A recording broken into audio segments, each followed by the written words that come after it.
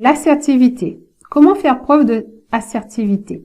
En fait, l'assertivité, c'est un concept qui se définit tout simplement par la capacité à exprimer vos sentiments et à faire valoir vos droits tout en respectant les émotions et les sentiments de l'autre.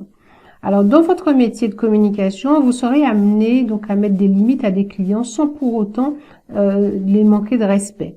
Donc, il s'agit de savoir dire non au moment opportun. Il va falloir être positif, donc valoriser ce que vous pouvez valoriser, donc tout en minimisant ce qui est impossible.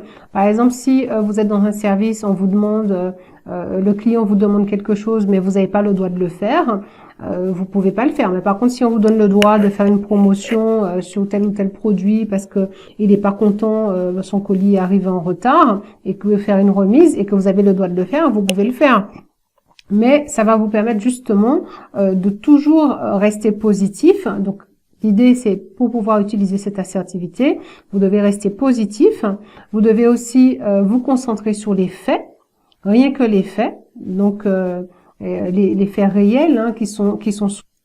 Parce que si vous vous basez sur les impressions, on va dire ces subjonctions, c'est souvent personnel, donc chacun a une façon de voir les choses.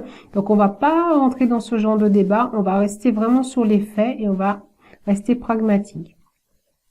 Donc l'idée c'est de lui expliquer pourquoi vous ne pouvez pas traiter sa demande, que vous pouvez pas prendre en considération sa demande. Vous pouvez tout simplement lui dire que selon la direction, c'est des consignes auxquelles que vous ne pouvez pas déroger. Tout simplement, c'est des consignes de l'entreprise que vous ne pouvez pas faire autrement. Vous pouvez aussi lui proposer une solution alternative, puisque même si vous n'avez pas pu répondre à sa première demande, vous pouvez lui proposer une autre solution.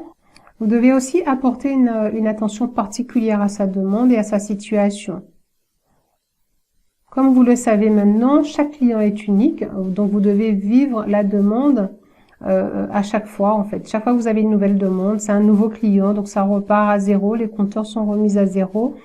Vous pouvez aussi le remercier de sa franchise s'il vous apprend une information que vous ne savez pas.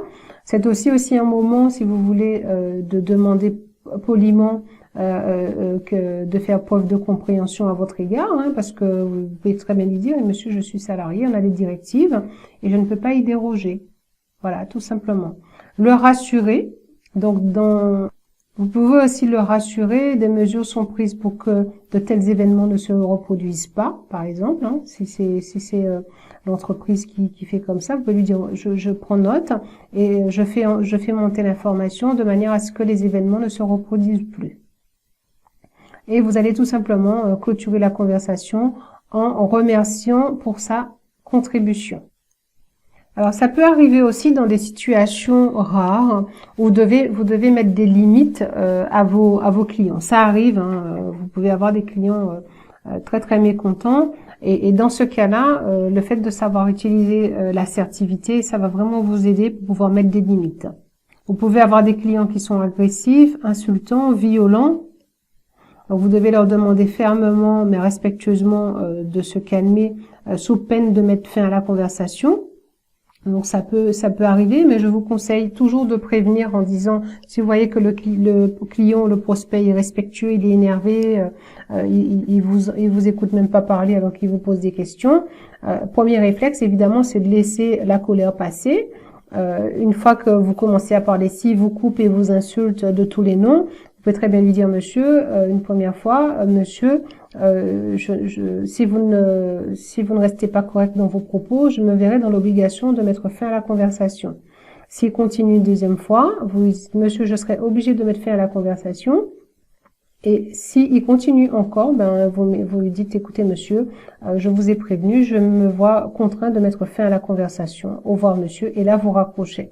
Mais il faut toujours prévenir, parce que si vous travaillez dans un centre de contact et que vous raccrochez au nez des clients, ils vont pas vous garder. Donc je peux vous dire direct, parce que c'est souvent des sous-traitants, et ils vont pas vouloir perdre un client à cause de vous. Donc vous devez toujours respecter le client, même si c'est dur, même si ça vous souffle dans les oreilles.